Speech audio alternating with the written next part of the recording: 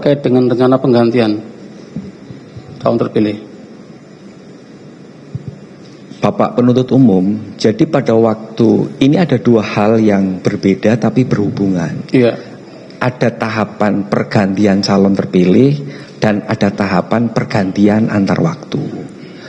Pada saat Budio mulai berkomunikasi dengan saya terkait itu, kalau saya tidak salah ingat, itu setelah keputusan rapat pleno KPU RI yang tidak mengabulkan permohonan PDI Perjuangan terkait dengan pergantian calon terpilih di Dapil Sumsel 1. Nah, setelah itu seingat saya mulai berkomunikasi. Tapi sebelumnya saya kenal. Baik. Nah, pernah saudara berkomunikasi dengan Agustiani Tio pada tanggal 24 September terkait dengan penyampaian rencana pergantian tersebut? Masih ingat? Seingat saya pernah. Pernah ya. Oke. Di awal penyampaian dari Tio pada saudara, apa yang disampaikan pada saudara rencana pergantian tersebut? Budio menyampaikan terkait permohonan PDI Perjuangan untuk melakukan pergantian calon terpilih di Dapil Sumsel 1. Oke.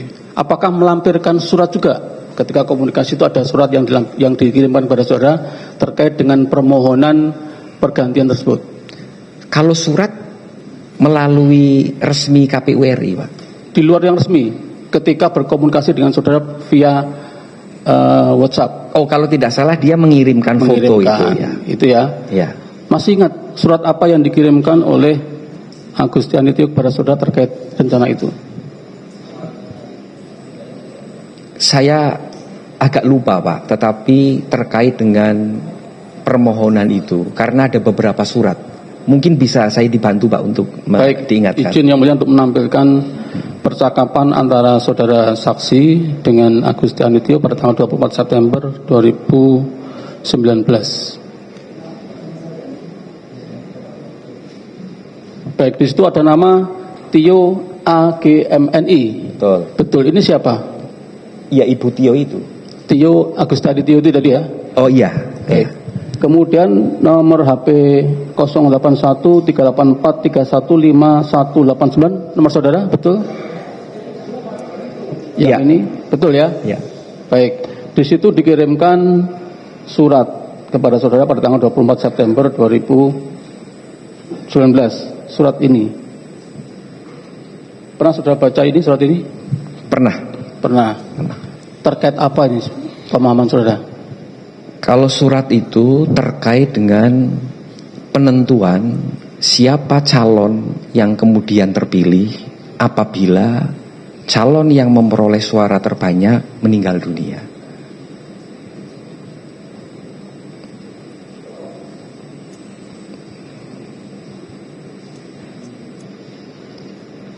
Apakah ketika saudara Tio menyampaikan di situ, apakah di situ juga sebelumnya sudah ada putusan Mahkamah Agung terkait dengan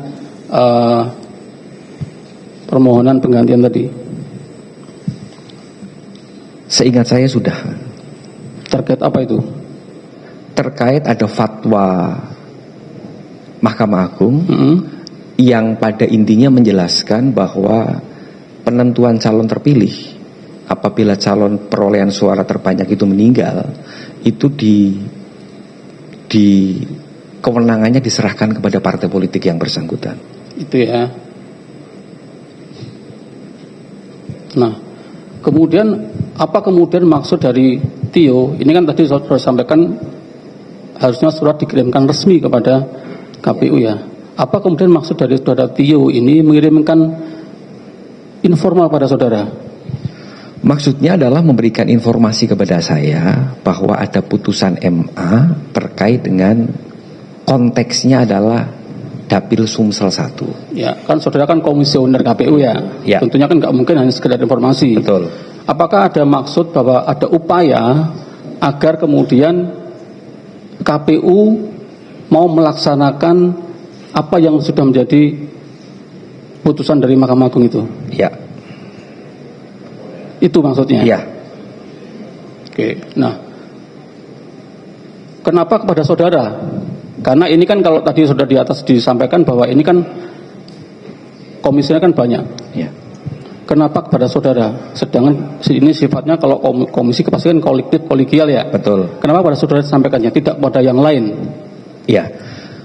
Begini Bapak, surat itu selain di foto yang dikirimkan kepada saya, itu juga dikirimkan resmi kepada KPU RI, Pak.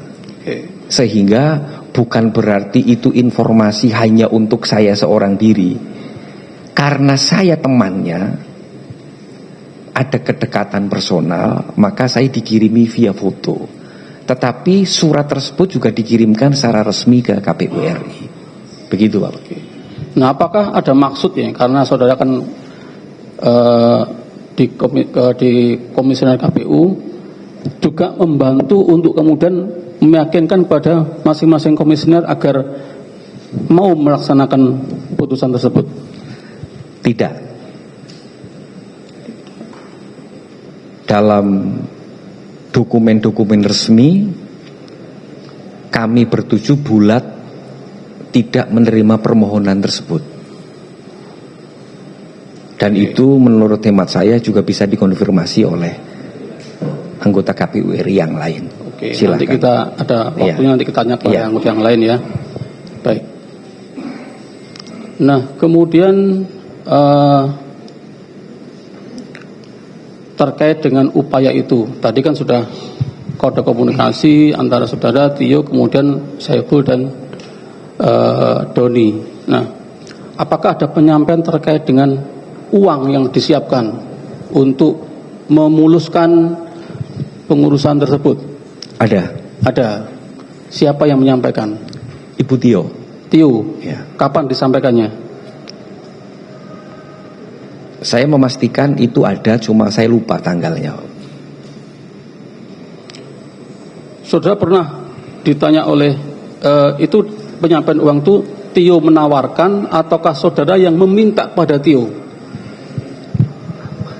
Pak penuntut umum, sebenarnya semua pihak yang paham pemilu itu tahu bahwa permohonan PD Perjuangan itu tidak mungkin dilaksanakan. Sebentar, saya nggak nanya di situ. Saya nanya terkait dengan uang dulu ya. Ya. Uang yang ada, tadi katanya ada uang yang akan dijanjikan untuk memuluskan pengurusan itu. Nah, terkait uang itu tadi sudah sampaikan bahwa itu yang menyampaikan adalah Tio. Ya. Nah, apakah Tio menawarkan ataukah saudara yang meminta kepada Tio? Kalau seingat saya tidak pernah meminta, Pak. Tidak meminta. Nggak pernah. Berarti Tio menawarkan. Ya. Pada waktu itu bagaimana penyampaian Tio kepada saudara? Setahu saya, seingat saya, Bu Tio menyampaikan ada dana operasional untuk itu, gitu loh.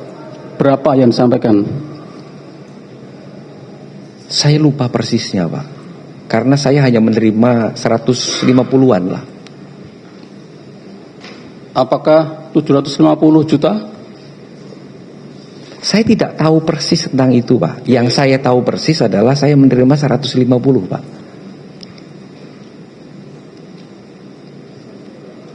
Coba diingat-ingat saudara ya. Iya.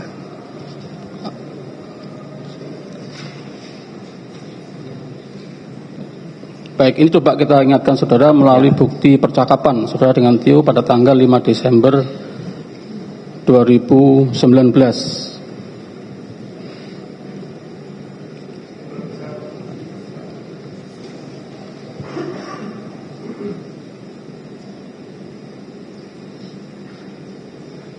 Nah, baik. Ini ditanyakan yang atas ini Tio, yang biru ini saudara ya? Betul. Mas, opsnya 750, cukup Mas? Betul itu ya? Betul. 750. Maksudnya tadi 750 juta ya? Ya mestinya begitu, Pak. Betul. Nah kemudian di situ saudara merespon 1000. Ya. Maksudnya apa 1000? Ya. Pak penuntut umum, apakah saya bisa boleh menjelaskan tentang latar belakang ini? Langsung Iya, saya iseng saja menulis 1000, Mas. Karena sebelumnya saya sudah berdiskusi dengan Bu Tio bahwa itu nggak mungkin bisa dilaksanakan begitu loh. Itu Gimana? Sebelumnya saya berdiskusi sebelum SMS ini ya Pak, WA ini, saya sudah menyampaikan kepada Bu Tio bahwa permohonan atau permintaan itu tidak mungkin dapat dilaksanakan. Ya, tapi kan kemudian ketika ditanya oleh Tio 750, Oh iya. saudara merespon 1000. Berarti Iya. ada respon dari saudara kan? Betul. Kemudian direspon lagi oleh Tio, Mas, kata orangnya 900 bisa nggak? Betul. Kan ada transaksionalnya, Betul. ada menawar ini. Iya. Betul ya? Kalau itu betul Pak. Betul. Ya. Nah, kemudian saudara sampaikan, kita ngopi Mbak. Saudara Betul. mau ketemu sama dia untuk ngopi. Betul. Nah, dari transaksi ini kemudian setelah 750, 1 miliar, 1 miliar ya, 1000 ya, 900, dealnya berapa untuk pengurusan itu? Yang disepakati akhirnya berapa? Tidak ada deal Pak. Tidak ada Karena deal. setelah kita ngopi Mbak, saya di situ menjelaskan bahwa ini tidak mungkin dapat dilaksanakan begitu loh. Oke. Baik. Nah, kemudian Halo teman-teman, kembali bersama saya di channel ini, channel NES 2045 yang membahas seputar politik, pendidikan, hingga budaya. Ya, kalau kita melihat bahwa kasus Hasto ini belum kelar-kelar sampai sekarang ya. Tapi tadi kita sudah mendengarkan penyampaian dari kuasa hukum, pertanyaan-pertanyaan, dan juga dijawab oleh para saksi. Ya, teman-teman juga sudah mendengarkan lah ya. Tapi di sini saya tidak terlalu jauh untuk ke sana untuk membahas karena sudah banyak sekali yang sudah saya bahas pada video-video konten-konten saya dan mengulas berbagai komentar dan pendapat dari teman-teman kita, tentu masyarakat Indonesia yang kerap disebut sebagai netizen ya. Kalau kita melihat enteng banget bacotnya, cuman bilang iseng ya, percuma sumpah itu, mending di-cut aja langsung. Bayangin iseng katanya. Kalau sudah tersandung barulah menyesal kemudian. Semoga ke depan lebih berhati-hati. Yang harus selalu diingat bahwa nggak ada teman sejati dalam politik. Ya, kalau dalam dunia politik ya kawan bisa jadi lawan, lawan bisa jadi kawan. Saya rasa tergantung kepentingan ya. Walaupun uang yang jadi risyah atau suap tidak mencapai puluhan miliar, tetapi ini mencederai demokrasi. Dan itu bisa fatal karena yang tidak berhak menduduki kursi DPR menggeser orang yang berhak dengan cara suap dan cara halus. Yang demo bebasin Hasto stres banget barusan lewat, bela-belain koruptor. Bukan koruptor ya teman-teman ya. Kalau kasus ini bukan, tapi kasus suap yang memang kalau segi uang sih ya sampai puluhan miliar gitu ya. Tapi kan ini mencederai demokrasi kita ya. Membayar untuk ya itu tadi kursi DPR itu ya. Memang meskipun sudah melalui jalur hukum karena sudah ada fatwa MA juga sebetulnya pada saat itu, tetapi KPU ya tidak tidak melakukan apa yang sudah diputuskan oleh MA gitu ya. Ya itulah sampai sekarang ujung-ujungnya dibayar atau disuap atau apalah itu ya, sampai sekarang tidak kelar-kelar ya. Kemudian kasus Hasto Masiku Harmasiku ini cuma uang kecil, tapi begitu serius perannya. Rakyat yakin ada beberapa kasus besar bernilai triliunan yang akan diungkap lewat kasus ini, seperti Bank Bali, BLBI, dan lain-lain. Tahukah kelakuan para elit Red Bull? Gimana pendukungnya? Masih belakah? KPU, Komisi Penerima Uang kalau ada caleg suara dengan selisih sedikit. Ini juga salah satu celah buat KPU buat cari cuan, istilah cuan jaga suara. Berlaku dari KPUD sampai dengan pusat. PAW saya kira adalah sesuatu tindakan yang jolim dari partai. Sudah berkorban segitu banyak, sudah habis-habisan buat partai, loyalitasnya hanya akhirnya dibandingkan dengan yang lain. karena PAW banyakkan bukan karena meninggal tetapi karena selisih suara antar caleg yang sedikit. Sudah tua-tua nggak malah ngurus perbanyak ibadah, malah ngelakuin dosa. Celakalah kalian nanti setelah mati. Sul khotimah. Nauzubillahi. Ya.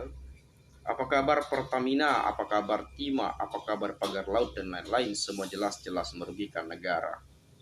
Ya ini juga kalau dibanding-bandingkan dengan kasus-kasus besar lainnya, ya ini ya masih kasus receh lah gitu ya.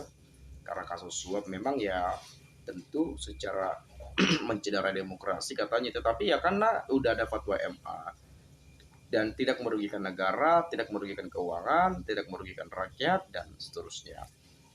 Berbeda dengan kasus pagar laut, kasus Tima, Pertamina, minyak goreng, apalagi itu, Blok Medan, soal OCCRP, soal judi online, masih banyak sekali ya. Tapi ya kita lihat berita-berita ya, hasto terus, hasto dan hasto terus.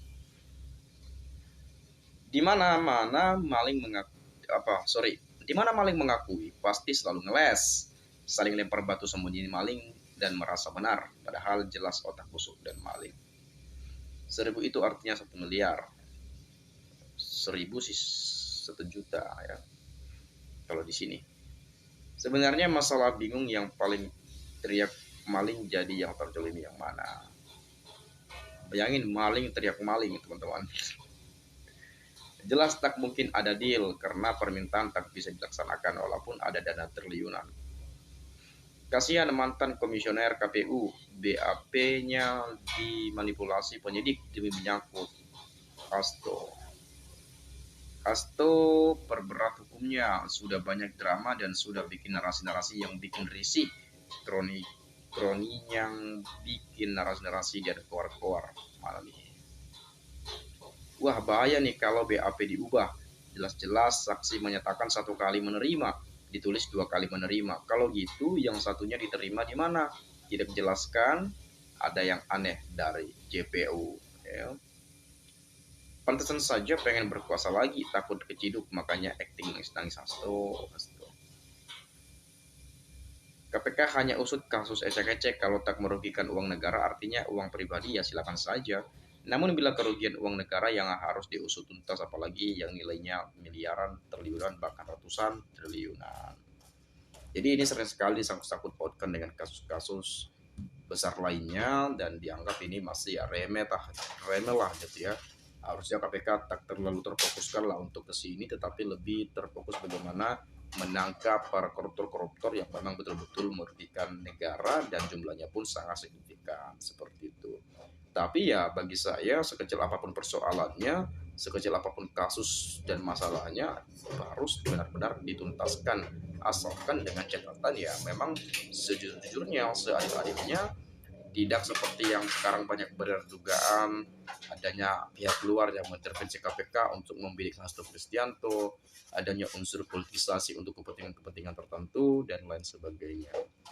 Agar dugaan-dugaan itu tidak terjadi lagi, ya monggo diselesaikan secara hukum dan sejujur-jujurnya dan seadil-adilnya.